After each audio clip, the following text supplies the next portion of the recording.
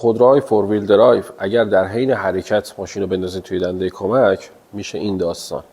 دوستان دقت کنید تو ماشینایی که فور ویل درایو هستن اگر بخواید از دنده کمک استفاده کنین حتما باید استاپ کامل بشه، بعد حالا 4H یا 2H یا هر چی بخواید ازش استفاده کنین استاپ کامل بشه. در غیر این صورت میزنه این مجموعه رو خوردش میکنه و داستانهای بعدی.